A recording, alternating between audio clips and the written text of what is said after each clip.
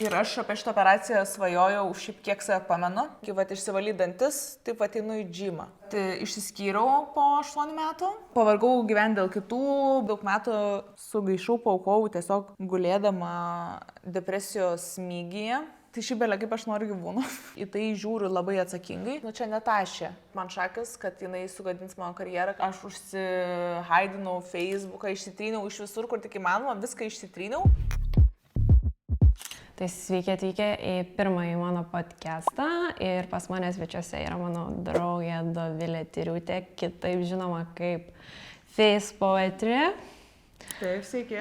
Labai malonu, kad atvykai pas mane, tai mes truputį pasidažysim, mergaitiškai pasišnekėsim. Tai tiesiog pasakyk man, ką mėgsti makiaže, kaip mėgsti atrodyti ir kaip dažomės. Gerai, tai mėgstu atrodyti įdegus. Gerai. Įdegus, švytinti. Strazdanas man patinka. Aha. Dar papildomai. Tai toks veidas gan lengvas. Aha. Įdegęs, gali būti pakontūruotas. Natūraliau, taip ar ne, kad atrodytų? Jo, pats veidas. Mėgstu linerį. Aha. Ir akių va čia va išviesinimą. Išviesimą. Ir blushą šiaip mėgstu. Ok. Nu, žodžiu. Tai visko daug, bet natūraliai. Visko daug ir natūraliai. Ok, gerai, tai tada galėsim pradėti. Ir kas šiaip, pavyzdžiui, makiaže nepatinka? Tai nepatinka viskas, ką atvirkščiai negu ką pasakiau. Tai nepatinka, kad, pavyzdžiui, labai itin matinis veidas. Nepatinka. Nušviesintas veidas. Ir šiaip turbūt tiesiog, ne tik apie mane kalbant, bet ir visiems žmonėms tiesiog makiažas, kuris netinka pagal spalvinį tipą ir kuris ar nusenina, ar nušviesina, kuris tave neparyškino, o išblukina. Dar tokios labai matinės lūpos irgi man nepatinka. Okay. Tai žodžiu, viskas atvirkščiai, negu kad sakiau, ko noriu, nepatinka man. Viskas švytinčiai, gaiviai ir lengvai. Gerai. Tai prieisim... Skyrus įdegį. Įdegis gali būti nelengvas. Gerai.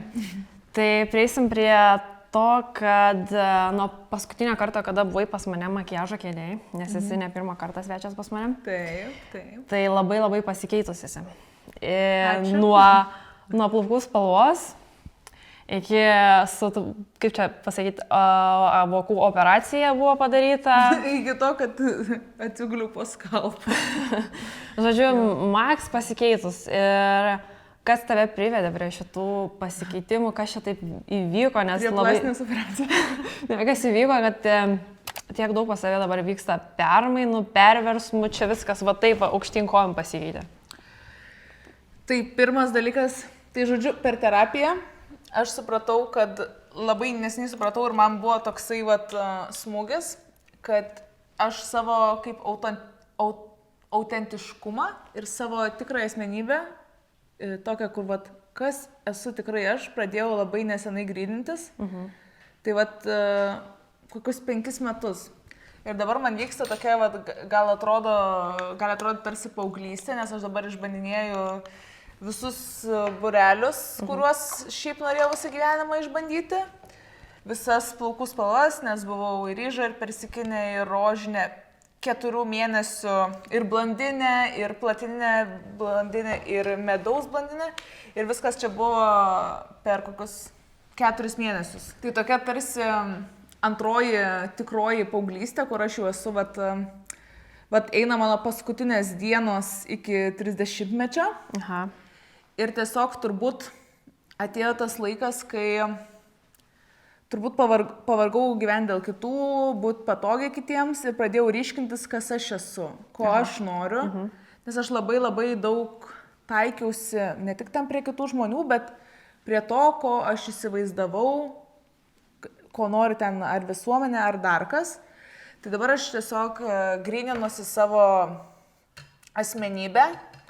Ir manau dar vienas dalykas, kuris labai stipriai prisidėjo, aišku, aš ir terapiją jau nežinau kiek laiko lankau, bet dabar lankau labai intensyviai 2 kartus per savaitę. Aha. Ir manau, prie mano tokio kaip išsilaisvino dar labai prisidėjo, kad išsiskyriau po 8 metų. Okay. Beveik 8 metų, 7,5 tampymosi. Ten tokio on and off. Tai va šitas dalykas galų gale, ir čia nesakau, kad ten tas žmogus kažkoks blogas ar dar kažkoks, nes jis yra geras žmogus, bet tiesiog yra tau netinkamas žmogus. Ir buvimas su tau netinkamu žmogum, manau, kaip čia pasakyti, man nepalengvino gyvenimą, sakykime. Priveda prie kažkokių sprendimų, kurie galbūt nereikalingi. Man tiesiog buvo sunku gyventi. Prasme, aišku, ne tik dėl to, bet šitas labai atsiliepia ir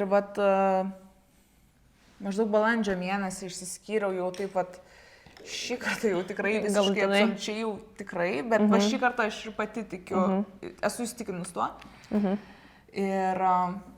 Ir nuo tada aš kažkaip labai nusimečiau tą svorį, kuris man trukdė judėti ir daryti, ką noriu. Ir dabar aš nagrinėju savo tapatybę.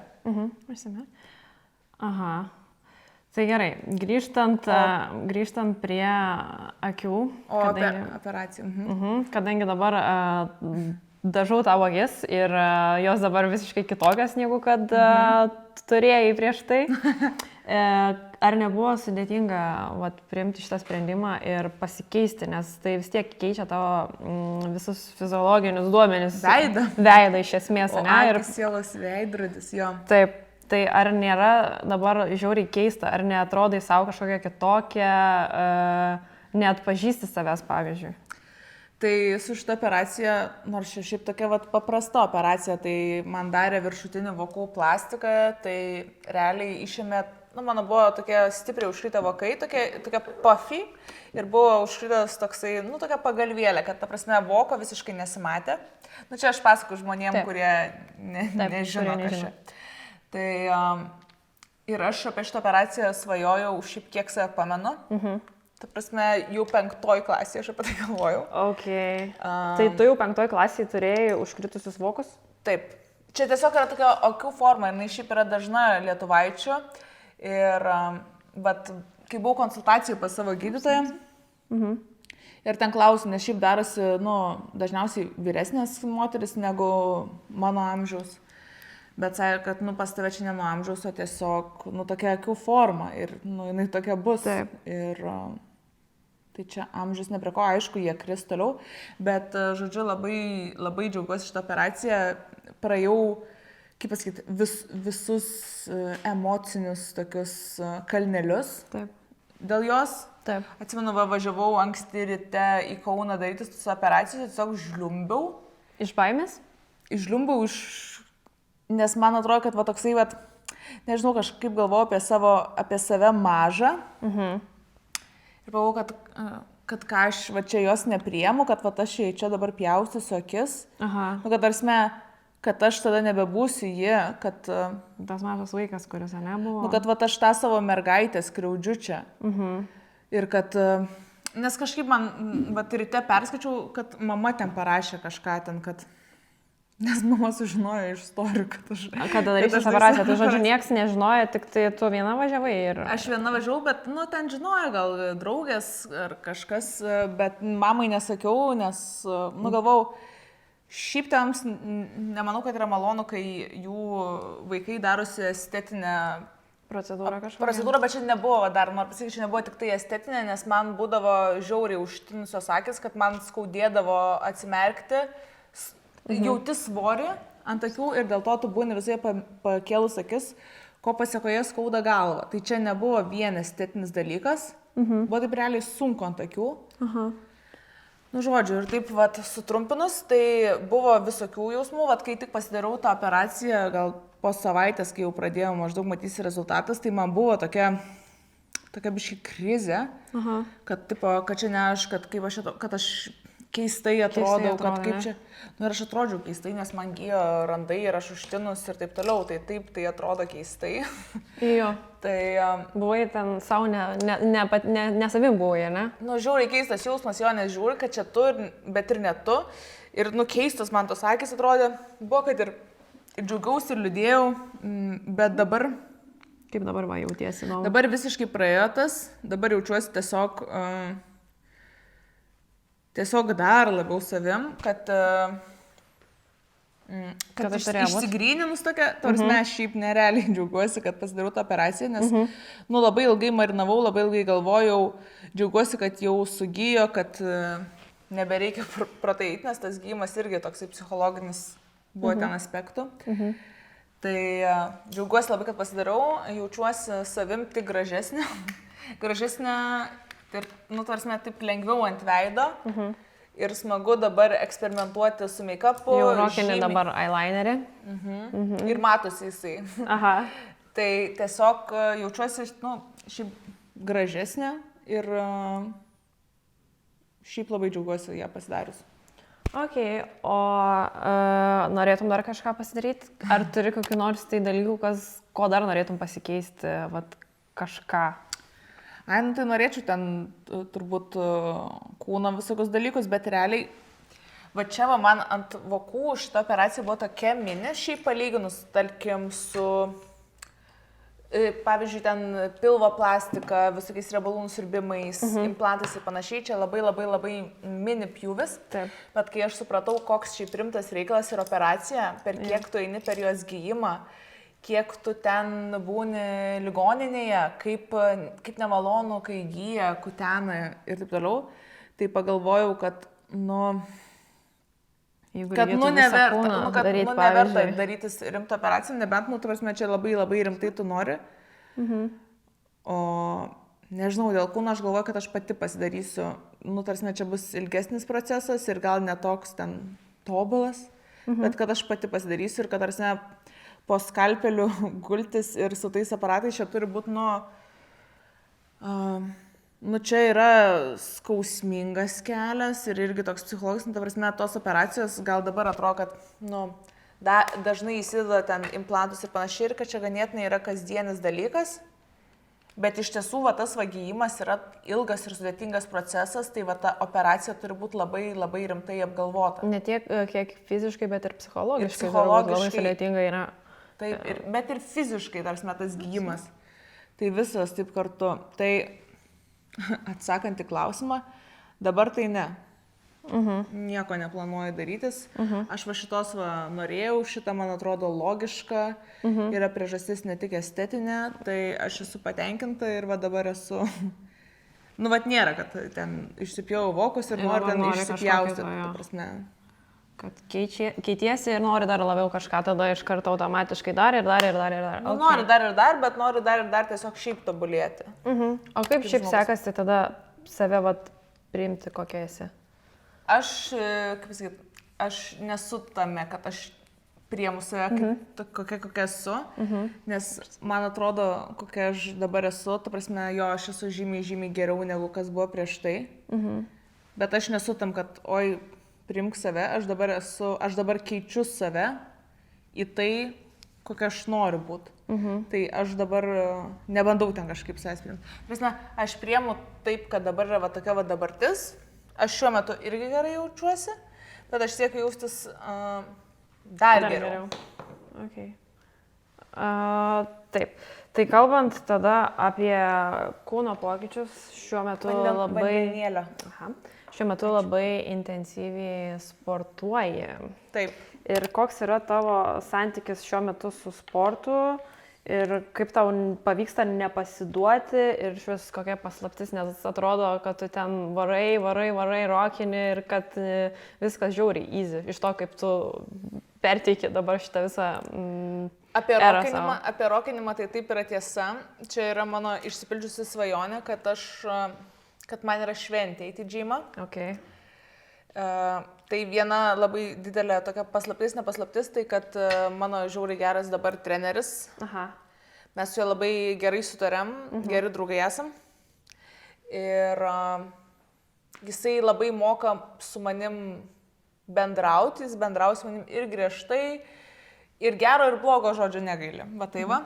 Ir kažkaip jisai mane gerai auklėja.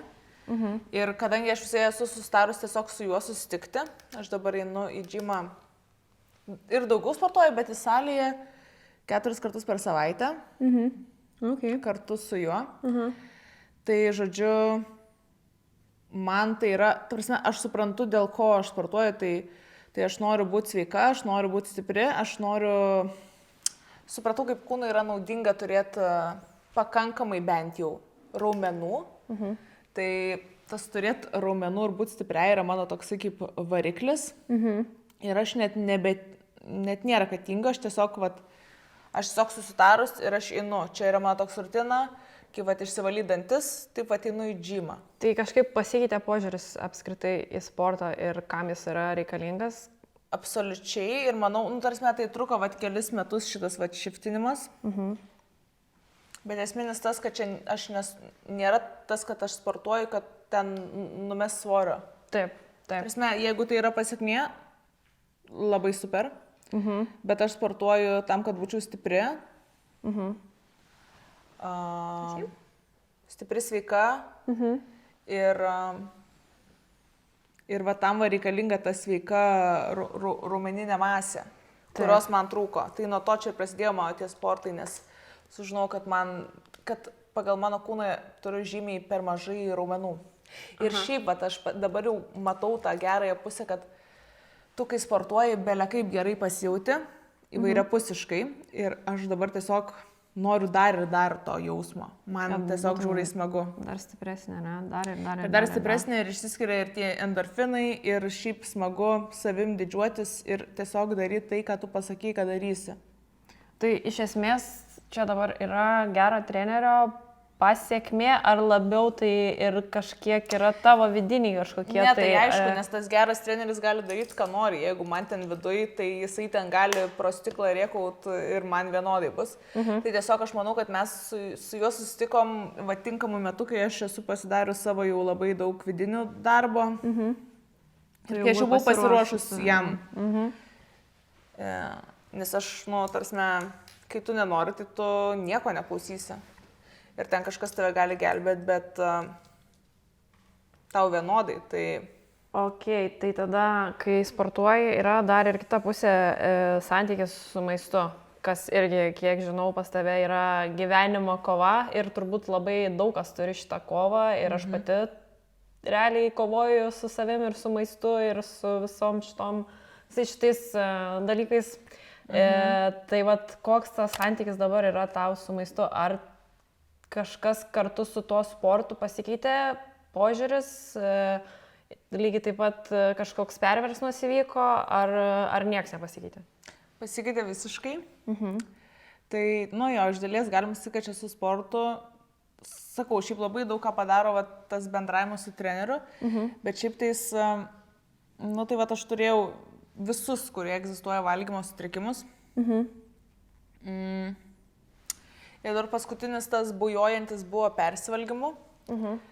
Ir žiauriai jisai mane užkniso, vargino ir šiaip jaučiausi beviltiškai jau kurį laiką. Taip.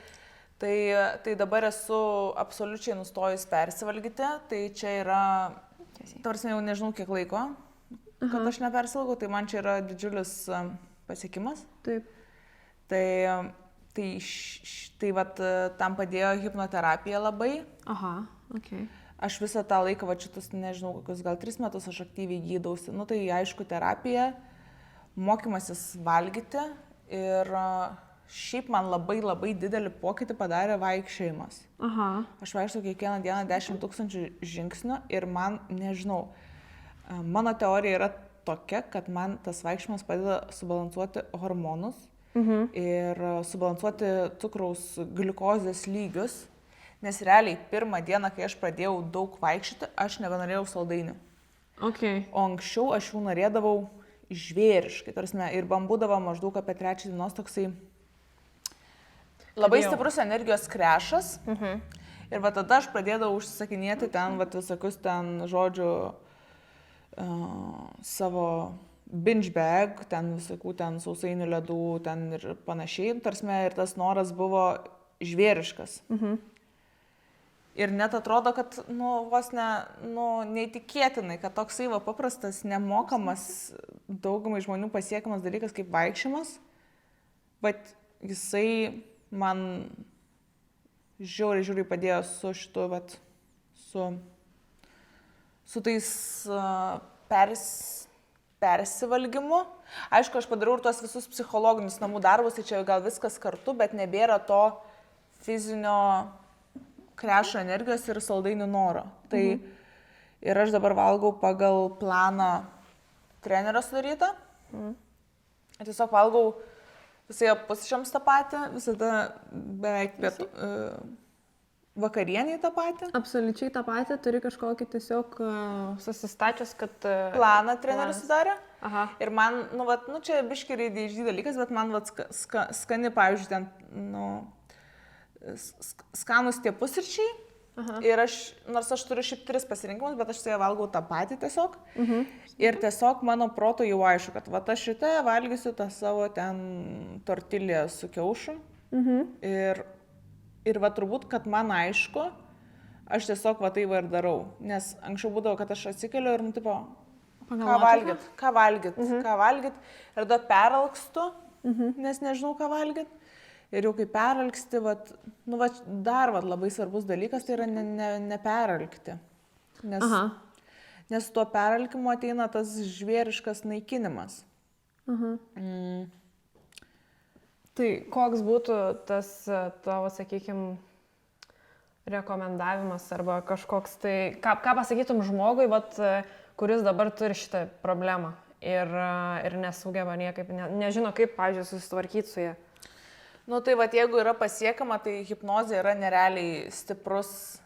O gali truputį papasakot, kas vyksta hipnozės metu, kaip tai, kas tai yra? Žodžiu, nes, pavyzdžiui, tas emocinis valgymas, ar ten viršsvaris, ar panašiai, tai, yra kažkokie pasąmoningi įsitikinimai. Kodėl? Pavyzdžiui, mano vienas iš įsitikinimų, aš tą svorį užsiauginau kaip apsisaugojimą nuo vyrų,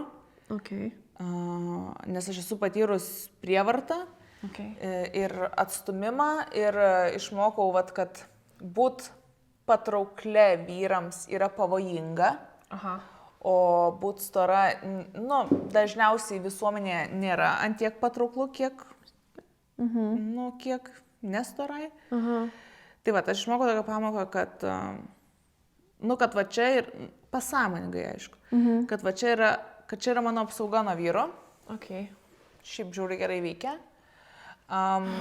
Ir kad, man nesaugu būt pilnai visuomenėje attractive. Kad tai yra nesaugu, kad tada man gresia ar įskaudinimas, ar prievarta, ar dar kažkas. Tai aš dirbau su šituo įsitikinimu. Tai viena hipnozė net buvo paskirta. Žodžiu, kai viskas atrodo, tai tu vieną kartą pasikalbi su terapeutė maždaug, kokios yra tavo problemos. Ko jūs ieškosite ten. Nes yra visokie įsitikinimai, kurie yra taip giliai ir taip senai, kad tu jų sąmoningai net nežinai. Ir tai gali būti kažkaip net durnai skambėti. Pavyzdžiui, man buvo labai toksai dalykas, kad aš žiauriai norėdavau ledų būtent, tam tikrų, bet nesveikai. Kokių? Vanilinių tokių. Ir po to, žodžiu, per hipnozę tave tarsi primigdo ir nukelia į tokią būseną, toksai vadinasi, kaip pasakyti,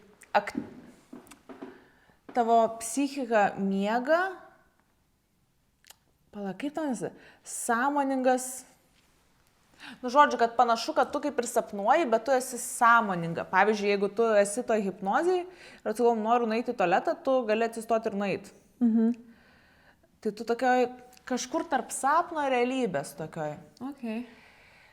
Ir tu ten keliauji į savo kažkokius prisiminimus, kur tu išmokai tam tikrą pamoką. Tai pavyzdžiui, man buvo vienas prisiminimas, kur aš visiškai sąmoningai jo neprisiminiau. Tai va čia su tais ledais. Ir su tais ledais mes nusikėlėme, kai man buvo 5 metai. Ir mes ten su šeima, ir kad visi šeima, pilna šeima, kad ten ir mama, ir tėtis, ir vyrau. Ir mes visi prie stalo valgiam tuos ledus. Taip.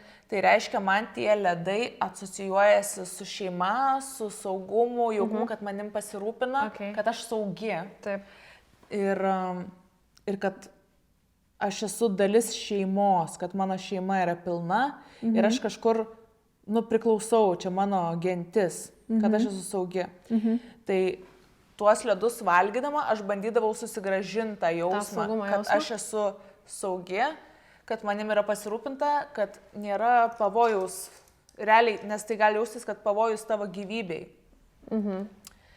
Ir, ir kai aš sąmoningai supratau su tais ledais tą dalyką, kad, aš niekaip nesukursiu to jausmo, niekaip man nebebus 5 metai, niekada nesustaikys mano mama ir tėtis ir nesidėsim mes visi ir nevalgysim prie stalo deserto, kad to nebus ir aš su ledais taip nesukursiu ir aš su tais ledais realiai tik tolinu. Taip. Save nuo to gyvenimo, kurio aš noriu. Ir aš dar vienišesnė, nes aš izoliuojuosi, aš tuos ledus valgau slapta viena. Jo, bandai kažkaip apgauti save, ne? Tai, ir aš izoliuojuos pati. Tai va, tai hipnozė yra žiauris toksai geras įrankis, kaip tu gali greitai per vieną sesiją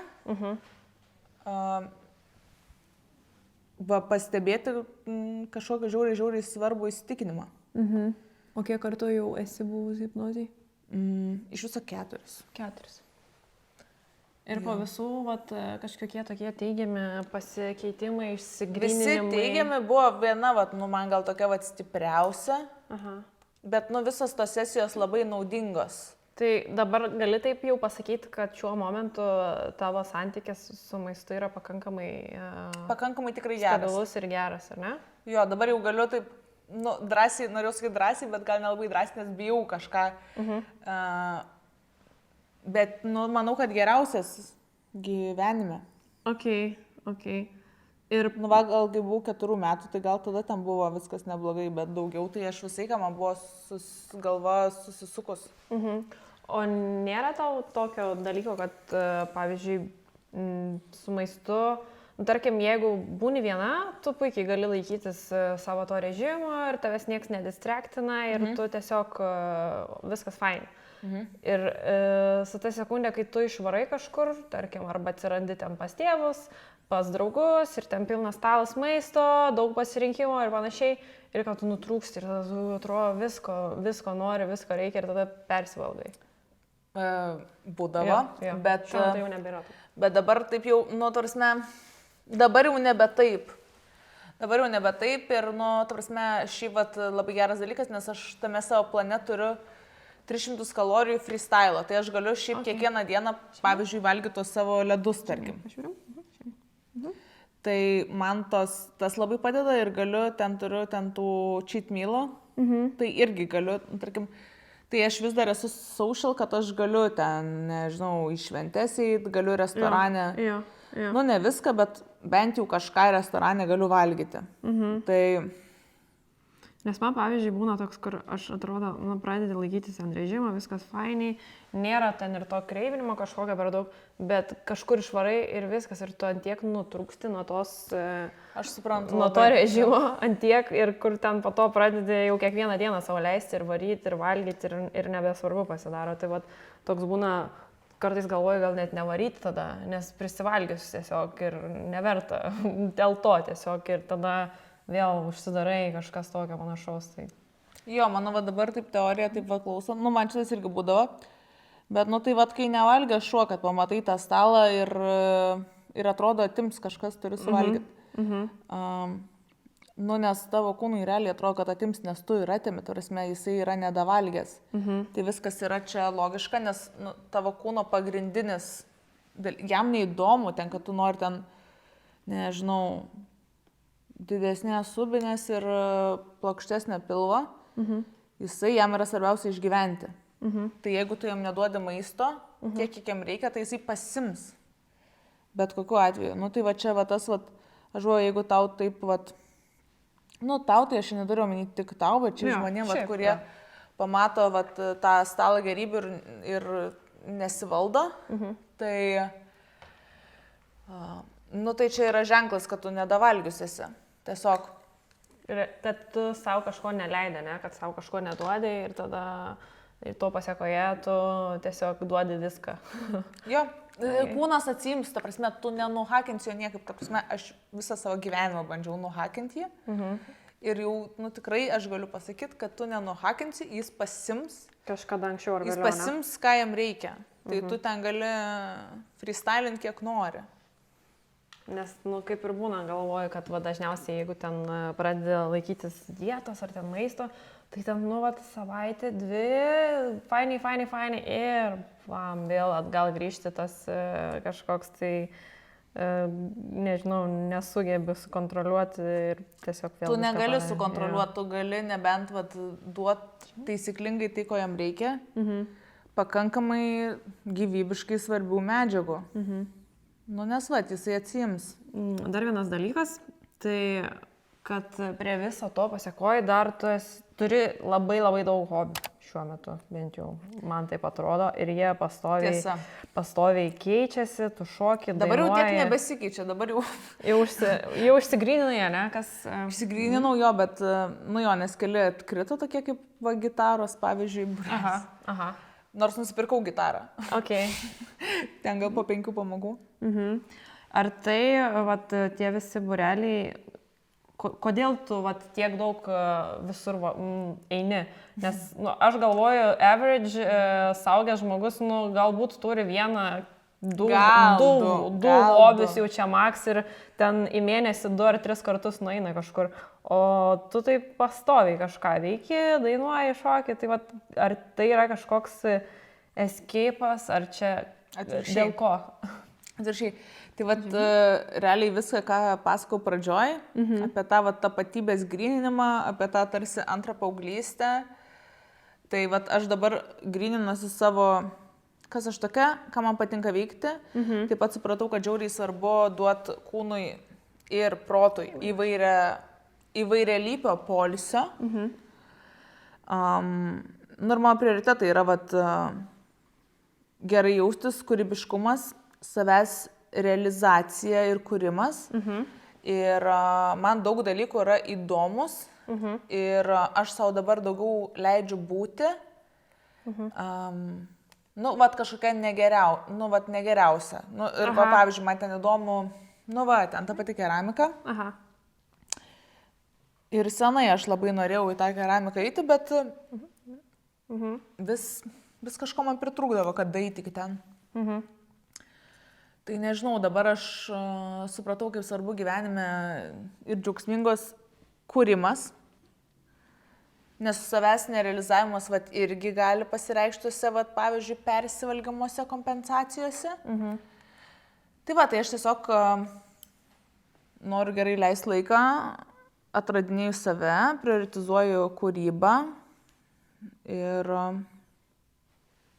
vat už tą tiek hobių, kad, nu, vat aš anksčiau ir jaučiuosi, kad labai daug metų, kaip sakyt, sugaišau, paaukojau tiesiog gulėdama depresijos smygyje.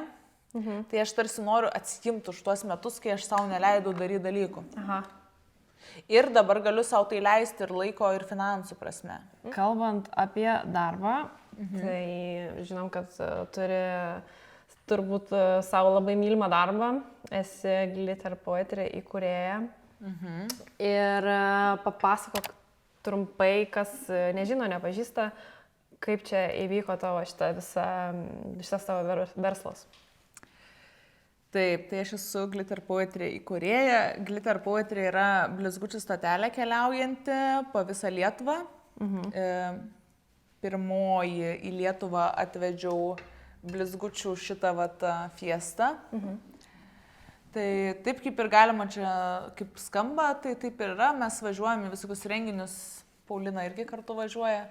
Tai važiuojam daugiausiai įmonių renginiai, visokie ten kalėdiniai, vasariniai festivaliai. tada festivaliai, vestuvės mergvakariai irgi labai populiaru. Tai va, ir mes ten, žodžiu, smaginame Lietuvos liaudį ir darom tokius festivalinius blizgančius make-upus. Tai žodžiu, tai aš pati buvau make-uperė 8 metus ir jau nuo pat pradžių man kažkas smegenyse yra su tais blizgučiais, kad man jie neša didžiulį džiaugsmą ir mane labai prie jų traukia. Tai aš jau, kai ir darydavau make-upus, aš vis kažkaip tik tai, kad klientai įkišt kokį blizgutį, bendiškį po akim, aš realiai jų maldaudavau, kad man tik duotų nors biškį. Ir čia buvo tokia, tie blizgučiai tokia mano kaip vizitinė kortelė buvo. Kad, kažkoks akcentukas. Taip. Ir aš matydavau, kad ten Coachellose, kad yra tie tokie jau rimti blizgučių make-upai, kur daug blizgučių. Man buvo žiauriai fainai. Tai ir aš Lietuvoj ar per pudrą, ar per ant bangos sugalvojau, kad reikia pabandyti Lietuvoj, kas bus. Ir Zuikio daržas, kuris dabar jau nugriautas, Nidoje priėmė tiesiog nemokamai šiaip ten bazuotis. Ir tada sužinau, kad yra daug labai, pasirodo aš tokia ne viena ir yra daug tokių blizgučių gerbėjų. Ir tai buvo tokia didelė džiaugsmo ir aukštų emocijų koncentracija. Tai yra toksai labai džiaugsmingas darbas, nes tu padarai per 5 minutes, tau žiauriai smagu ir tiem žmonėm žiauriai smagu. Ir labai daug tokio džiaugsmo. Tai tada, kai sužinau, kad yra daug žmonių, kuriems tai patinka, tai tada užsidraivinau ir nuo tada, tai čia buvo 2018 ar 2019, čia buvo pradžia ir kažkaip laikui bėgant liko tik blizgučiai, nebedarau make-upo ir pasilikau tai, kas man labiausiai tada patiko ir labai šiaip nišinis dalykas, tai yra blizgučiai. Ir dabar jau yra mūsų po visą Lietuvą, šiaip sakau 35, bet šiaip daugiau yra. Tai sakykime, apie 40 fėjų yra Lietuvoje išsibaršiusių. Bazuojamės Vilniuje, Kaune, Klaipėdoje. Ir, čia dabar išaugo tokį blizgučių, nežinau, labai populiaru tai pasidarė, man tai kelia, aš kai žmonės mėgsta blizgučius, priemu tai asmeniškai ir asmeniškai už tai džiaugiuosi. Taip pat, kai kažkas dirba neetiškai, aš irgi tai priemu asmeniškai. Ką turiu omeny neetiškai? Tai kad atsirado, kaip pasakyti, žmonių įkvėptų irgi tą darančių. Ir kiek esu susidūrus, kad jie naudoja, pavyzdžiui, kanceliarinius blizgučius. Tai yra blizgučius, kurie yra skirti, kurių negalima dėti iš ant veido, nes turbūt tai kosmetiniai blizgučiai. Mes naudojam dar ir suyrančius biologiškai, gamtai nekenkiančius blizgučius, o jie naudoja kanceliarinius blizgučius, kurie yra realiai tinkami ant sąsiuvinio klijuot, ant bato, ne ant veido. Tai yra žiauriai neetiška, nes tai gali subraižyti akį, pavyzdžiui. Ir net nežinau, kodėl apie tai pradėjau šnekėti, bet čia yra mūsų dar toksai išskirtinumas, kad mes esame etiška įmonė ir mes rūpinamės įvairiapusiškai tai žmonėm. Ir klijus, tiksliau gėlį naudojam nesukelianti alergijos ir būtent tam skirta, o ne kokia plaukų želė, kaip irgi patys papasakojo. Žodžiu, ką randa po ranka, tą ir naudoja. Ant veido tepa. Ir kaip visažistė. Tai tu, manau, labai gerai žinai, kaip čia yra. Nehigieniška ir jo. Čia jau ir nehigieniška, ir tiesiog netiška, kiek tai gali padaryti žalos. Taip. Tai va. Tai noriu pasakyti, tu visiškai fully gyveni iš blizgučių verslo. Čia yra mano pagrindinis pajamų šaltinis, bet dar yra Instagramas, Instagramo reklamos ir ten visokie ten procentai. Kas dar yra? Turėjau dar visokių veiklų, bet dabar jau jos yra apleistos. Galvoju. Instagramas, Instagramo reklamos ir blizgučiai, čia mano 2 tokie. Tai gali pasakyti, kad tai yra tavo svajonių darbas? Jo. Ar yra kažkoks nors kitokia veikla, kurioje save įsivaizduoji, pavyzdžiui, kad norėtum galbūt kažką kitą veikti? Aš esu savo priejus prie tokio, kad aš esu toks žmogus, kuris, kad save pilnai realizuotų, kad jam reikia kelių veiklų. Tai viena, kuri pakasytų kūrybiškai, kita, nežinau, fiziškai, protiškai, tai kad tai gali būti kelios veiklos. Ir man dar trūksta šiaip veiklų, tai aš noriu ir esu procese kurti dar verslų. Tai taip, šitas darbas man labai patinka, bet jisai yra su juo ir nepastovumo, nes jis tiek yra sezonai, yra nepopuliarūs mėnesiai, tai vis tiek renginiai, tai yra neprognozuojama, kiek jų bus, kaip bus ir panašiai. Tai man norisi šiek tiek to stabilumo, dėl to galvoju dar verslų kurt. Galvoju judu ir panašiai dar verslų kurt. Tai jo čia yra mano svajonių darbas, bet yra dar, ką man patiktų daryti. Ir yra naudinga, kad yra kažkoks nutiestas toks finansinis kilimas, kad aš galiu dabar jau plačiau dairytis, ką aš dar galiu kurt. Nes aš jaučiuosi, kad aš esu sutverta kurt. Nes tas pats verslas čia irgi yra kūryba, sugalvoti tą, pavyzdžiui, verslą. Taip. Tai, ir jį įgyvendint. Tai dabar, atėjus užsiminiau, kad dar viena, kas čia irgi yra man absoliučiai svajonė, tai kūrinėjom su mano draugė Šarlotė, operos solistė ir vokalo mokytoja, kūrinėjom chorą, kas, nežinau, galbūt iš manęs tai gali ir random taip skambėti, bet čia buvo mano tokia slapta svajonė. Dainininkė būti? Ne, nebūt dainininkė, o sukurt bendruomenę. Vienas dalykas ir sukurt prasmingą bendruomenę. Ir, aš pamačiau tokį vieną susibūrimą, kur žiauriai daug žmonių dainuoja ir tai buvo tokio aukšto lygio energija ir tokia kaip magija. Ir aš tame matau labai daug prasmės ir dabar mes tai irgi, kaip ir blizgučius atvedžiau į Lietuvą, tai šitą mes irgi atvedam į Lietuvą. Ir manau, čia bus irgi toks sielos darbas. Manai, kad tai gali privesti iki kažkokio verslo?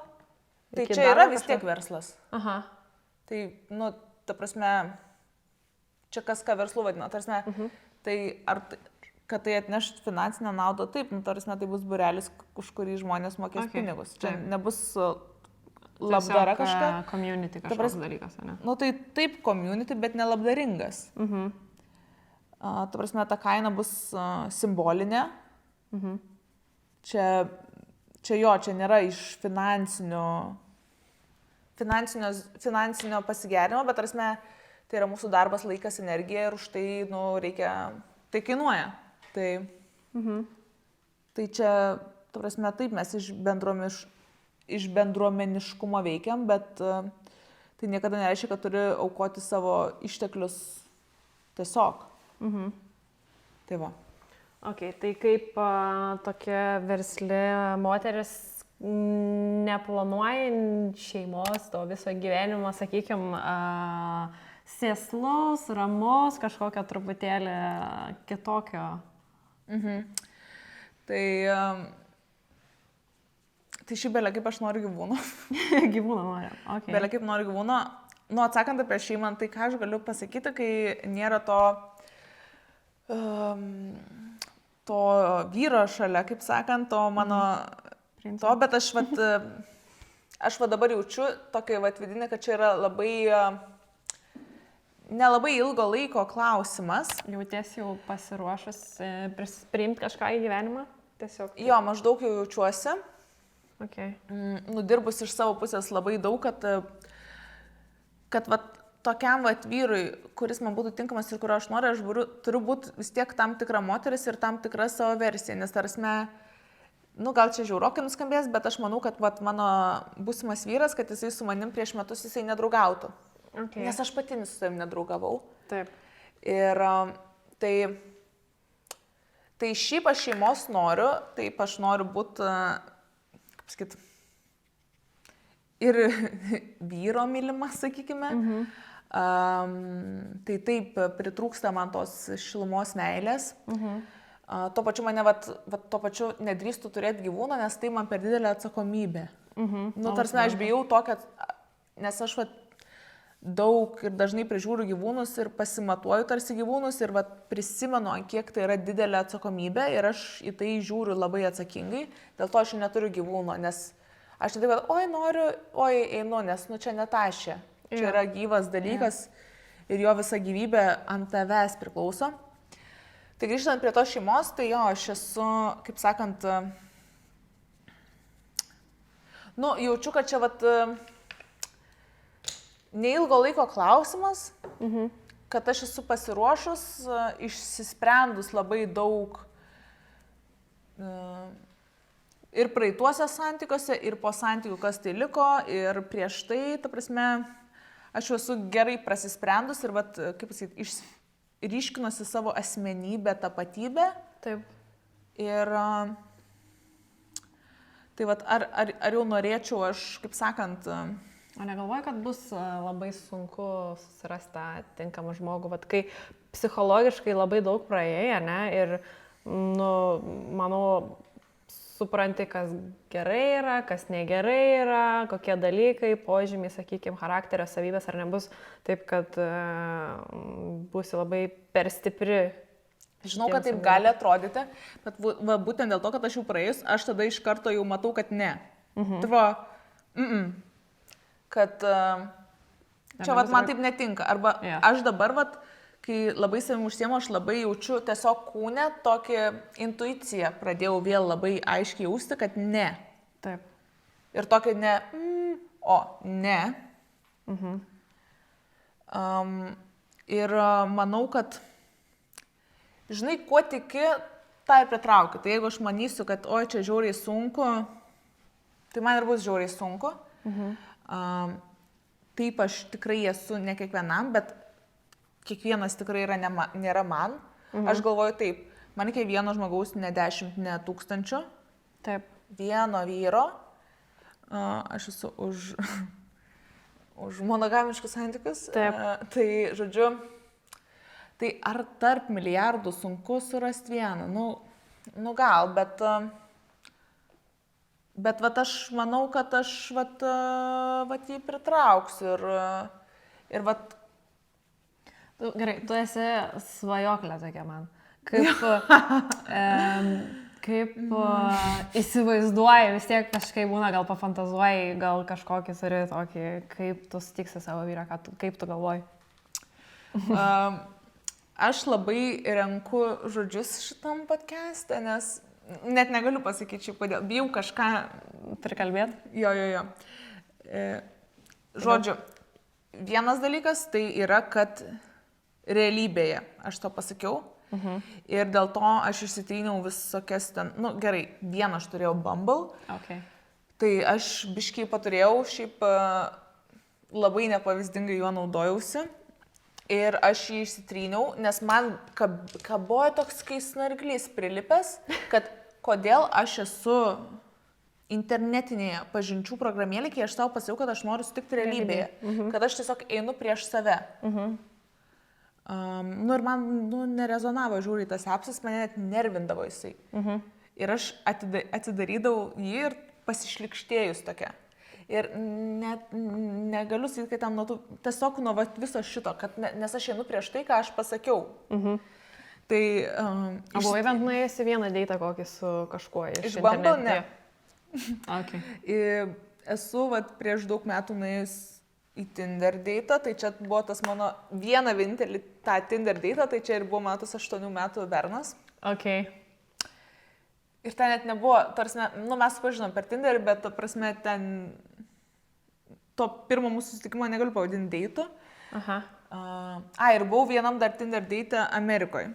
Aha. Tai va, o dabar Bumble naudojaus turbūt gal kelis mėnesius, bet aš, prasme, aš net net nelabai pačiatinau iš tiesų. Kodėl? nu, vat nežinau, man žiauriai tokia atmetimo reakcija. Man atmetimo reakcija ten būti, nes man va toksai, va, kad aš esu, tai čia visi mane imkite ir skaitykite. Aš nenoriu, kad jūs mane skaitytumėt. Aš noriu, kad tik tam tikrai turėtų prie manęs prieigą. Kad, tipo, nu, man nerezonavo labai smarkiai ir dėl to man sunku ten buvo būti. Tai, okay, tai kaip tu įsivaizduoji, jeigu realybėje turi susitikti tą vyrą, tai kur ta vieta galėtų būti, kur tau reikia eiti, vat, realybėje, kad vat, susirastum atitinkamą partnerį, kas pagal tavo vertybės yra. Va čia jau yra sudėtinga labai. Tai aišku, žiūri, šiaip aš daug fantazavus esu apie tos, vat, kaip aš ten susipažįstu. Matai, kaip žinau.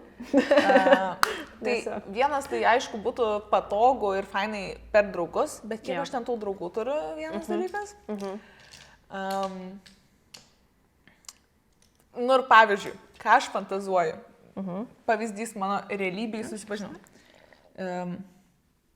Pavyzdžiui, aš važiuoju su mašina ir klausausi žiūri savo geros muzikos. Su savo žiūri gerų muzikinių skonių. Nu, žodžiu, ir aš važiuoju ir tipo stoviu prieš šviesoforo. Su savo ten kokią nors ten tą žiūri gerą dainą. Ir tipo sustoju prieš šviesoforo čiūvas.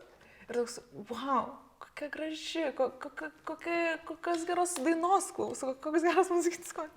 Ir kad jis tarsi mane tipo vejasi, tipo. Bet aišku, jisai man patinka, ne šiaip krypas. Nu ir kažkaip, nežinau, prie kito šviesoforo ten kažką pasako, ar ten įmeta man savo ten numerį, ar ten kažkaip, arba va, šiaip man pasakojo mergina X. Sakykim, mano pažįstama, bet čia nėra mano vieša draugė, iš karto pasakau. Okay. Pasako, kaip jinai susipažino su savo dabartiniu vaikinu ir man buvo žiauriai fainai, kad jinai šventė, nu tikiuosi nesupyksinai, kad aš čia papasakosiu. Kad jinai šventė savo gimtadienį. Prieš tai, prieš porą valandų buvo prie jūros ir kažkaip ten su drauge pakalbėjo, kad jinai jau yra pasiruošus ten sutikti savo vyrą, ten kažką tokio. Prieš porą valandų grinai. Ir jinai sėdėjo šventė savo gimtadienį ir gėrė mimozas ir ten dar kažką. Ir toks vaikinukas visi ją ten žiūrėdavo. Jie ten vis taip akimis ten susižiūrėdavo. Nu, vat ir jisai ėmė ir išėjo. Ir jinai žiauriai nuliūdo, nes ką, nu, tipo, kaip čia taip, nu, kažkaip jaučiamės, nes jie ten tom akim ten žaibavosi. Ir jisai išėjo ir po kurio laiko prie jos padavėjai atnešė, man atrodo, mimozą ir ten dar kažką, neatsimenu. Ir tipo ten raštelį. Ir neatsimenu, ką ten parašė, bet žodžiu, kad jisai stebėjo, kad jinai geria mimozas ir ten dar kažką ir užsakė, va, jai grinai pagal tai. Okay. Ir kažkaip pasakė, kad, nu, neatsimenu, ką pasakė, bet mielas jau tas raštelis buvo. Nu, ir ten buvo numeris. Taip. Nu, va, ir jie tada pradėjo bendrauti. Tai va, čia PVZ yra realybėj susipažinimas. Tai reiškia, o aš galvau, kad to čiūvai iš viso nebedaro. Ne, nu, ten buvo pizzerijoje. Ne, per daug info. Gerai. Restorane. Nu, dienos metu, žodžiu. Ne, vakarėlis. Tai viskas gerai per tas programėlės, bet vat, aš sugalvojau, kad aš noriu... Taip, ir noriu, kad taip išsipildys. Nes aš su savo to būsiu susipažinau šiaip oficialiai per appsą, bet ta mūsų pradžia buvo vis tiek buvo istorija ir vis tiek man jau smagiau. Tai gali ir tose appsuose būti istorija. Taip. Nu, bet vat kol kas aš, man tai va rezonuoja ir viskas. Šito, ką pasakai, taip iškai primena ten 3 metrai virš dangaus tą sceną. Nu, taip aš prisižiūrėjus. O palauk, kurią sceną man žiūri patėjo tas filmas? Tai čia, kai pati pradžia, kai su motociklu privažiuoja tas vaikinas prie jos, ten sėdi mašinai, kažkaip tai liūdė ir per langą žiūri kažkas tokio ir kažkas panašaus, ne? Mėgsti romantinis filmus. Belė, kaip? Koks mėgstamiausias romantinis filmas? Galvoju. Nu, vienas mėgstamiausių, tai dabar, kurį pirmą pagalvojau, Pametė galvas Las Vegase.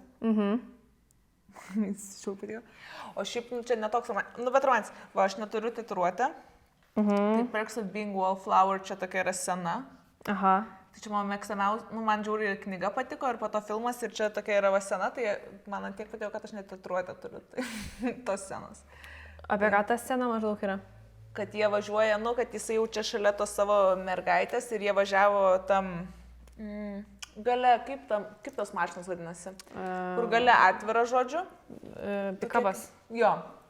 Ir tam gale važiavo tokiam tunelyje ir grojo Bowie Heroes. Aha. Ir jie taip važiavo ir jisai taip išskėtė jie rankas. Aha. Ir ten buvo jų paskutinės akimirkos, kaip jie ten išsiskirsto. Ir va sakė, kad vat, šį momentą mes esam infinite. Kažkas tokio. Okay. Tai... Įstrigo. Ne.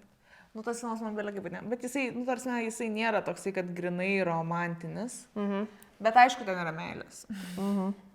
Grįžtant prie darbo ir specialybės, tai sakai, kad buvai vizažistė. Tai tiesa. Papasakok, kadangi aš irgi esu vizažistė, papasakok, kodėl atsisakai šitos specialybės ir koks buvo tas pointas, kad jau sakai, viskas nebenoriu, baigsiu visą šitą. Tai mano klaida ir tuo pačiu, nežinau, patarimas gal vizažistėm. Žodžiu, aš dar kai dirbau, tai buvo, kaip pasakyti, kiti laikai biški. Dabar aš manau, žmonės eina pas vizažistės žymiai daugiau, o mano piko metu tai buvo išleistuvės, vestuvės. Taip. Išleistuvės ir vestuvės. Dabar prieiga prie makiažo. Kartais nu, ten į savo ten jubiliejų didįjį. Taip. Kažkas tokio. Ja. Tai reiškia, yra labai specifinės darbo valandos. Taip. Tikrai ten ir nebūdavo ten vestuvių tais laikais. Nu, po to jau gal prasidėjo, bet antradieniais nebūdavo vestuvių. Taip, kaip dabar būna. O dabar beveik jau, nu jo, kiekvieną dieną kažkokios yra progos. Tai mano, šiaip, manau, pagrindinis dalykas, dėl ko aš mečiau šitą darbą, tai kad aš nesveikai perdegiau. Aš žiauriai perstengiau, priimdavau daugiau klienčių nei fiziškai įmanoma, nes mano visai tikslas buvo, nu, jisai toks durnas ir čia toksai jaunatvinis kažkoks entuzijazmas, bet čia, nu, tas tikslas toks nelogiškas. Nes mano tikslas buvo tiesiog turėti kuo daugiau klienčių. Tai kas čia per tikslas? Tvarsime, čia, nu... Per vieną dieną turi omeny, kad kuo daugiau turėti. Vos ne, turėti visas klientas, turėti kuo daugiau klienčių. Jo, kaip įmanoma, kuo daugiau klienčių. Ir kiek, pavyzdžiui, per dieną būdavo tų klienčių pas tave? Vat sezoną mezo, sakykime. Maksimum yra buvę 13. O Dieve, aš nesu tiek. Per naujaką. Per naujaką 13 klienčių. Tai kada prasidėjo tavo darbo diena ir kada baigėsi? Tada 5 per naujaką. Ta. Aha. Ir ten kokią 9 gal baigės. 5 ryte prasidėjo ir 9 vakare baigėsi, ne? Ir nėra pertraukos. Tai žodžiu, buvo, nu, nesveika tai. Nu, ir būdavo, vat, kitos išleistųjų dienos pagrindinės. Tai būdavo, kad ten, nu, vat, nuo ankstaus ryto ir kokios ten 9 panos varo. Ir aš jo, ir nevalgydavau tulkę, nu, tarsi, ten buvo hardcore'as. Ir aš po to, kai šuva nusikalęs ten... Bet tu dirbai savo pas save ar pas kažką? Aš dirbau pradžioj namie, po to tokią studijietę atsidariau, rožinį dažiau ten sienas, ten kiti laikai buvo. Tada dirbau 2 grožio salonuose. Bet tu dirbai ne procentų savo, tiesiog kiek turėjai nuomą tiesiog. Okay. Jo. Ir antakius buvau pradėjus, 5 metus antakius darau. Bet tu dar buvai pradėjęs Strazdanas daryti. Kaip, aš pasai pamiršau, kaip prieš šitą aš gal dar grįžtu, aš šitą biškį veiklą, nu, kadangi užsidarė mano studija, tai užsidarė studiją, nes tą pastatą renovavo ir ten dabar yra mokykla. Tai žodžiu, tai užsidarė studiją ir kažkaip aš neįsikūrinėjau ten savo ar kabineto ar kažko. Tai va, ta veikla tokia dabar numesta į šalį. Bet parašo man merginos, man tada tokia tiesiog tatuiruotas strazdanas, nu, mikrobleidintis strazdanas, yra labai didelė atsakomybė. Ir daug yra veiksnių labai. Ir, nežinau, man gal biškai per daug atsakomybės ir, nežinau, gal aš nepakankamai savim pasitikiu, bet, kuo daugiau tai darai, tuo labiau savim pasitikiu. Jo. Kuo daugiau praktikos reikia. Jo.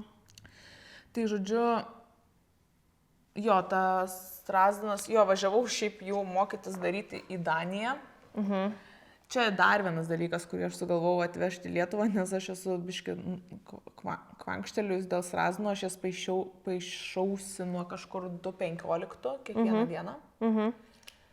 Man čia vienas gražiausių dalykų makiažuose buvo.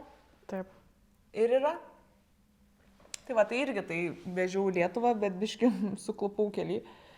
Tai, bet, netmetu, gal vat susidėlios, gal vat ir grįšiu šitą veiklą. Nebijai, kad tas pats bus kaip su make-upais? Paskui. Ilgainiui, pavyzdžiui, kad pradėsi vėl varyti belė kaip. Ne, aš jau taip pat dabar nebedarysiu, nes aš nebeturiu to tokio finansinio nepritekliaus. Aš jau dabar daryčiau tai iš fainumo. Primdavai daug klienčių tik tai iš finansinio nepritekliaus tuo metu, tipo labiau? Aš manau, tai buvo motivacija, tipo, kad kuo daugiau užsidirbti? Aš manau, aš tikrai jaučiau nepriteklių kažkokią. Ir tas mano make-upas, tipo, kainuodavo 2-5 eurus. Ta prasme, ten, Taip. Buvo, kad ir 14, sad, bet... Tai taip, tai, aišku, ne tik dėl finansinių, bet prasme, aš tiesiog siekiau kuo daugiau užsidirbti. Ir ne tai, kad kainas kelt, nes jau man reikėjo jas kelt, jeigu yra ta paklausa per didelė, kad aš priimčiau tos žmonės. Tai reikėjo daryti, bet aš turbūt nepasitikėjau savim pakankamai, kad kelt kainą. Pakėliau. Kokia mano didžiausia kaina, gal PM ar šiam buvau pasiekus. Jo. Tai irgi toks. O esi turėjus kokią nors žiaurią istoriją apie make-upą, kad ten klientė, pavyzdžiui, būtų žiauriai nepatenkinta arba kažkokia tai tragedija, kažkas įvykė tokią dramą kokią nors? Esu, bet net susuko pilvuką. Pagalvojus? Net nenoriu. Tarsi esu susidūrus su... Šiaip tai man nerealiai pasiga, nes mano klientės labai kažkaip ateidavo 99% grinai mano vaibo ir grinai mano svajonių klientės. Žiauriai fainos merginos. Ir manau, čia vienas iš pavadimų, kad buvo Face Poetry, tai suvedus visažistą manęs nerasi. Taip. Ir, tai tokia aš vis tiek buvau kažkiek nišinė. Tai labai gerai atsirinko tą mano auditoriją, bet buvo kelios, per Tritvelą, kad random, nežino, kur čia ateina, tai ir pradžioj labai, tai buvo ten tokių siaubūnių. Siaubūnių.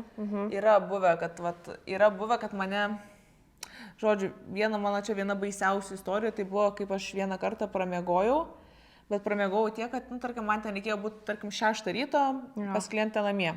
Jo. Ir aš atsikėliau po 6:10, tarkim. Okay. Tai reiškia, jeigu aš išbėgu iš namų, taip, atbėgu, tarsi aš spėju tą make-upą padaryti. Taip. Panikoje, pavėlavus, bet mes spėjat, maždaug, ten plius minus. Taip. Tai aš tiesiog pamačiau tą po 6:10 ir tiesiog jau kai robotas deduosi kelnes, kviečiu taksą. O po 6:15 man ta klientė parašė, kad nevažiuočiau, kad jinai manęs neįleis, kad viskas dabar, kad man šakis, kad jinai sugadins mano karjerą, kad jinai pro visus galus mane pratampys, kad jinai man padarys tokią antireklamą, kad ten, žodžiu pasaulio pabaiga. Prigrasino ten baisiausiai. Po 6:15, kai aš jau variau pas ją ir jinai manęs neįleido į namus. A čia buvo žymus žmogus? Ne. Okay. Nežinau, gal, nes aš tik su telefono numerį. Dieve, ačiū Dievui, kad nežinau. Aš nežinau, gal ir buvo žymus, bet tarsi buvo tikrai ne pats supratingiausias žmogus pasaulyje. Jo. Nes mes būtume spėję rašyti, tai sakau, kad mes tipo spėsim. Viskas guda, ne? Nu, Spėsim, nes aš esu tą laiką užmetus, nu, tipo, dėl atsargos, kad, Taip. kad jei kas, nu, Taip. žodžiu. Ir man iš to ten prasidėjo žiauri paranoja, aš užsihaidinau Facebooką, išsitryniau iš visur, kur tik įmanoma, viską išsitryniau ir tiesiog gal 2 savaitės buvau be nieko. Nes man prasidėjo žiauri paranoja, kad jinai kažkaip kažką man padarys. O dar šiaip juokinga, nes jinai man, tarsi, ta klientė parašė, va, tarkim, šiandien vakare, parašė, kad rytojui. Tai va, antiek svarbu jai buvo šitas make-upas. Nu, kad va, aš rašyčiau 8 vakaro, tau, kad rytoj 6 aš atvažiuoju. Jo. Tai reiškia, toks last minute call buvo, kažkas iškrito. Nu, jo. Tai va, bet mane nuo to kažkokia tokia paranoja, kas vienas irgi tokių, va dabar realiai, netaip ir senai atsistačiau nuo šito, kad man iš to visas darbo išsivystė žiauri paranoja pramiegot, dėl to aš pradėjau bijot užmigt. Okay. Ir aš atsikelinėdavau kas Jeigu kažkas ryte svarbaus yra, tai žiūrėjau. Ne, visada. Tiesiog, kad atsikeliu aš kas valandą, tokia, kiek valandų. Ir ta prasme, čia ne tik kai ryte kažkas svarbaus, tiesiog visada. Tai aš, va dabar jau taip nebėra, bet čia žiauriai ilgai užtruko. Okay. Tai čia irgi toksai, kažkoks man kaip PTSD, kažkas man išsivystė. Biškis sutraumavo. Jo, tave šitas darbas. Jo. Gali tai pasakyti, kad tai nenorėtum grįžti į... Gal ir norėčiau, nes aš dabar jau esu žymiai psichologiškai stipresnė, turiu griežtesnės ribas ir aš neimčiau tiesiog visų, kiek tik įmanoma fiziškai klienčių. Jo. Ir aš dabar jau nebedirbčiau 4 ryto. Jo. Ir tiesiog turėčiau aiškias darbo valandas. Tai čia, manau, labai svarbu su šitu darbu būtina turėti aiškias ribas, nes visą laiką kažkam kažko reikia. Jo. Tai tu turi turėti ribas ir jų laikytis, nes visada kažkam reikės, o aš taip pat tokia gerietė, visiems padėsiu, visus priimsiu. Aš dabar mokaus šito dalyko irgi, kad... Čia žiauriai svarbu. Kad stengiasi, pavyzdžiui, ten vasarą pasimti bent 1 savaitę, kada čia yra mano savaitė vasaros. Čia yra prabanga ir tikrai, tipo, rašo klientės, atrodo, tu pasiėmė tą savaitę ir būtinai tą savaitę, specialiai visom vestuvės, visas norės ir, stengiasi taip psichologiškai kažkaip išmokti, pasakyti, ne, sorry, man atostogos. Nors aš net neturiu, ten kažko susiplanavus, kažkokių grandiozinių planų, aš tiesiog sugalvojau. Labai lengva toks, gal nieko neveiksiu, bet tai aš irgi kažkaip bandau išmokti tą balansą jau atrasti tarp darbo ir tarp... Čia būtina šitam darbe. Irgi būna tokių dienų, kur jau galvoju, blema, viskas jau, nebegaliu. Okay. Taip, tai dar tada... Pasakyk, kaip vizažistė, kaip seniau buvusi vizažistė, seniorė, kas tau makiažo eigoje būdavo sudėtingiausia, pavyzdžiui, padaryti?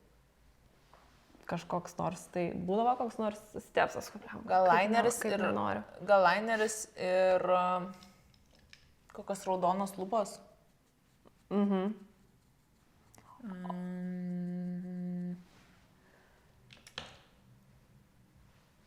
O dabar? Pavyzdžiui, kaip pati dažaisi, kas tau sunkiausia yra makiažai. Yra toks stepsas, kur, čia gali visai būti. Gal odos padengimas, kartais gauna. Kartais gaunas, kartais nesigauna. Bet... Visai, žodžiu, gali būti. Nors nežinau, galvoju, gal lūpos. Lūpos? O kas tokio sudėtingo su lūpom? Forma? Kad aš kažkaip...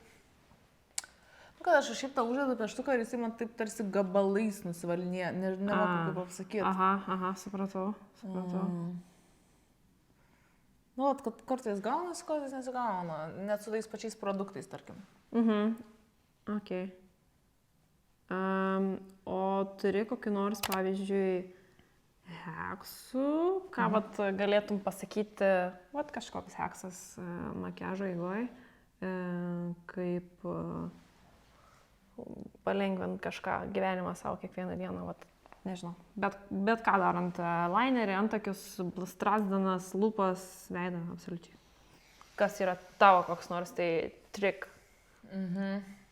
Matai, čia jau daug, tai taip sunku biškai pasakyti, bet... Favorite kažką.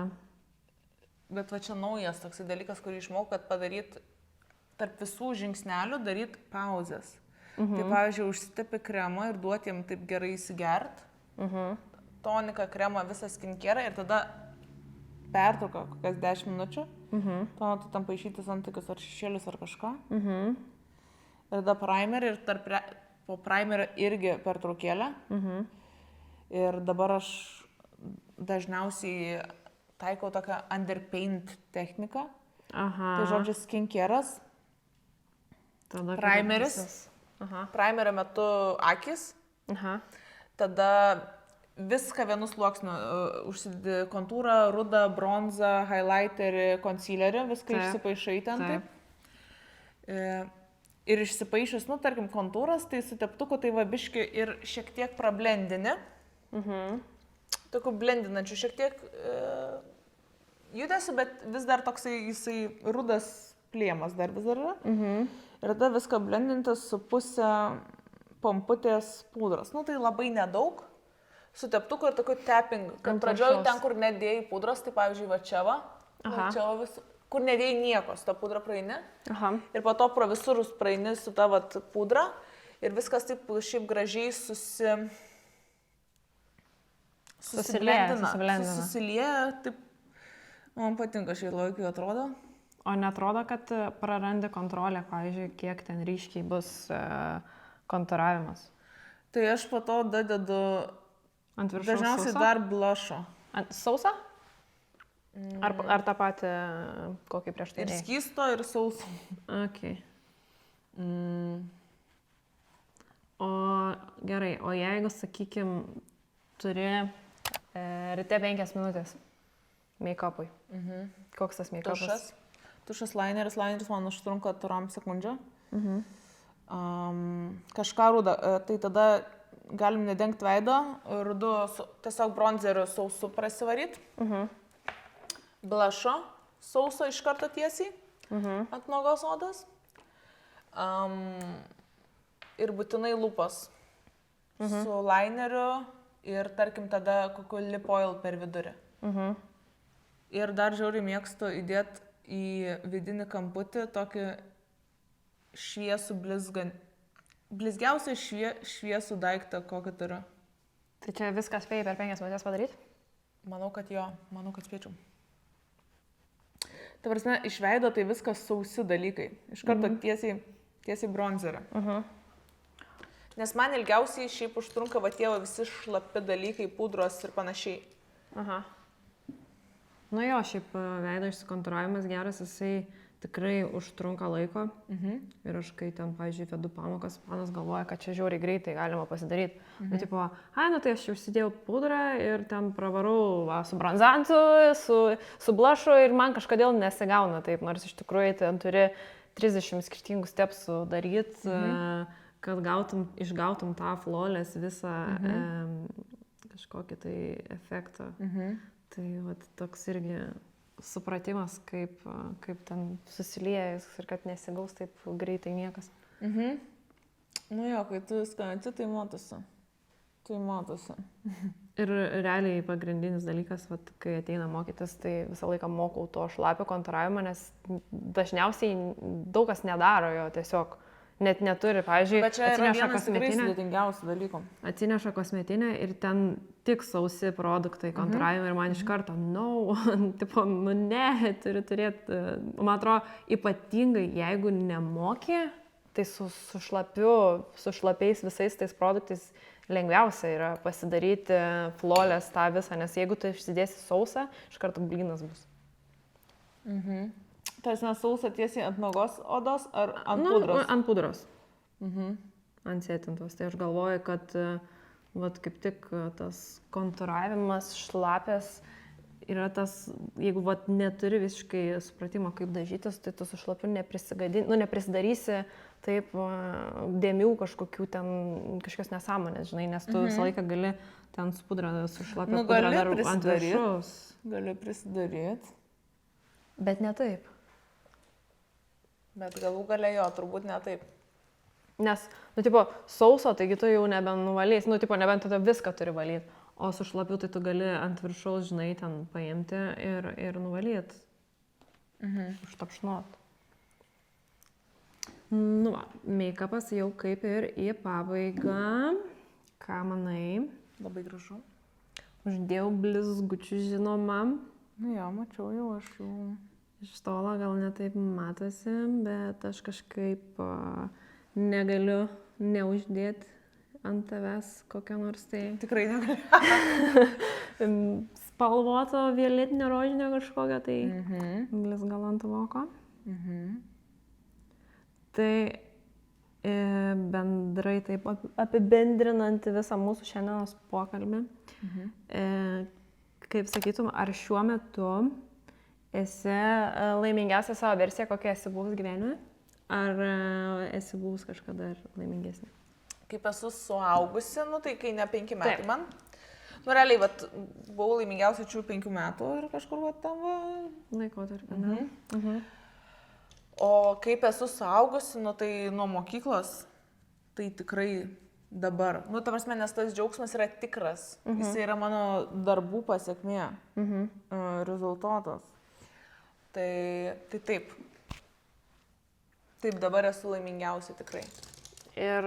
Net būdamas single. Aš galvoju, kad labai dažnai single panos yra laimingesnis negu panos, kurios yra santykiuose. Nežinau. Suprantu, kodėl. Paaiškink. Nu, tai vienas yra dalykas, apie kurį sakiau, kai esi su netinkamu žmogum. Nu ir šiaip, kai tu esi single, tu darai visiškai ką nori. Prie nieko nesiderini, nieks tau neknista proto. Gali grįžti kada nori, iš kur nori, ką nori, bet tuo pačiu jo, tai gali jaustis taip vieniša, taip trūksta švelnumo, fizinio kontakto ir tokio, vat, nu kas yra žmogiška, kad mums reikia žmogaus, žmogui reikia žmogaus.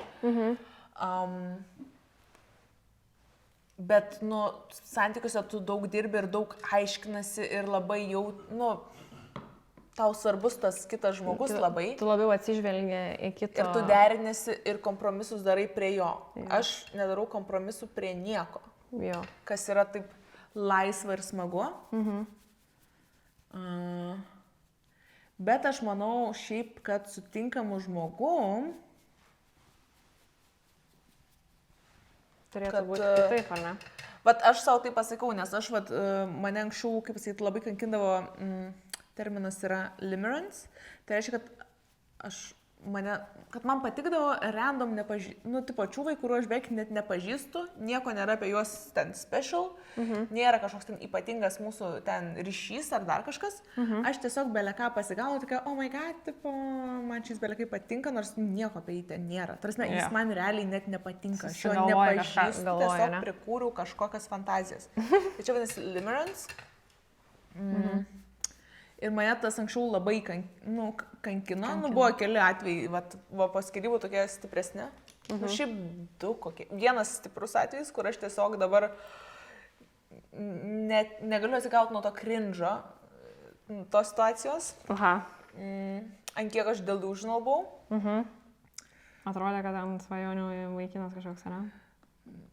Nu, aš net man nepersiverčiu niekaip pasakyti, bet tarsi ne, kad svajonių netrodė, bet kad tiesiog obses buvau, random. O ką aš norėjau pasakyti apie tai? Ką mes... Apie kodėl panos, mes šiaip kalbėjom, kodėl su vaikinais mes netokios laimingos. Jo, bet aš kažką... Limerence. Ai va, tai mane kankino tas limerence. Ir mane tai, man tai nepatiko, mane tai vargino. Tai aš darau tokią praktiką morning pages, tai yra ryte atsikėlus rašau 3 puslapius tokio gryno, raw smegenų turinio, vat bandau taip greitai rašyti, kaip Ta, ką galvoju. galvoji? Taip, tiesiai, beleką.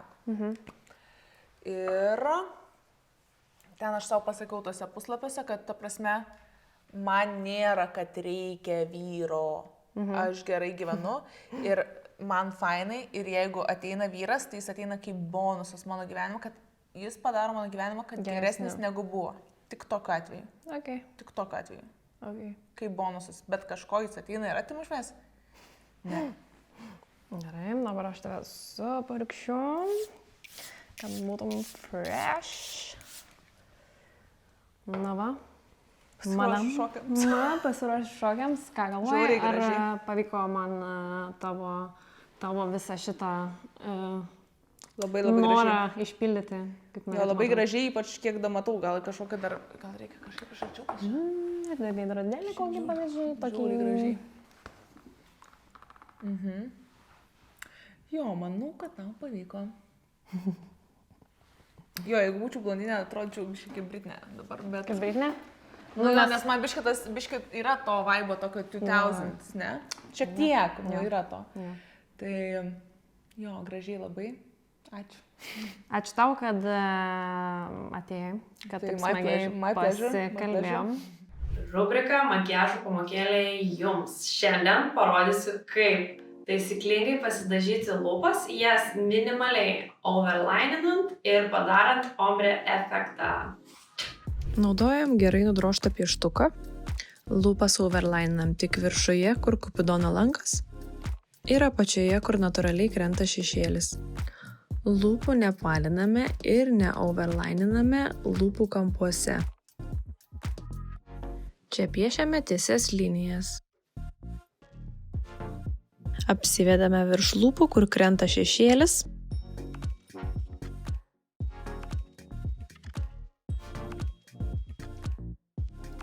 Taip pat pasižymime apačią. Pieštuko spalvą galite rinktis tokią, kokia jums patinka. Aš mėgstu tamsesnius ir šaltesnius atspalvius.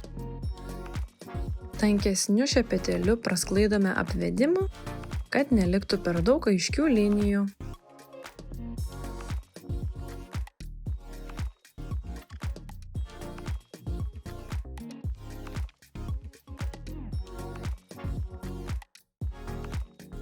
Nuo lūpų kampučio tiesia linija sujungiame su viršumi. Ta patį padarome ir apačioje.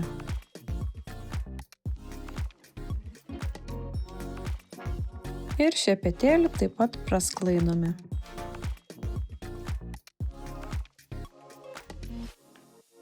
Ta patį atkartojame kitoje pusėje.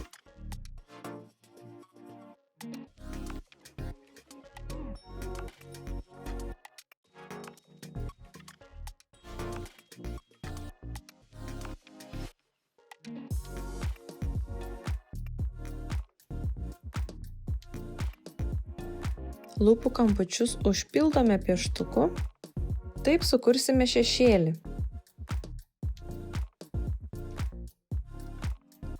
Pieštuką būtinai išsklaidome teptuku, taip sukuriame perėjimą.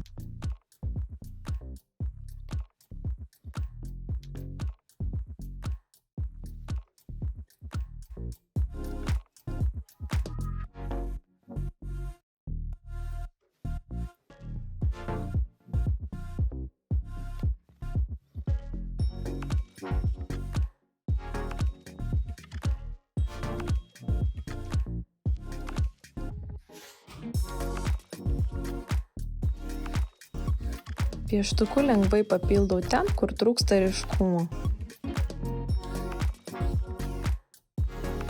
Dabar tepsime lūpdažį. Atspalvį galite rinktis tokį, koks jums patinka. Svarbu tik tai, kad būtų šviesesnis negu lūpų pieštukas. Aš dažnai renkuosi rausvesnius atspalvius. Lūpdažį tepame lūpų centre, ten, kur nepaišėme su pieštuku. Tankiu šepetėliu lengvai prasklaidome į lūpų pravedimą. Taip sukuriame gražų perėjimą. Jeigu trūksta ryškumo, lūpų kampučius paryškinam. Imame jūsų atspalvio maskuoklį. Ir plokščiu šepetėliu apeinam visą lūpų apvedimą. Taip lūpų kontūrui duosim aiškumo ir ištrinsim visas klaidas ar nelygumus.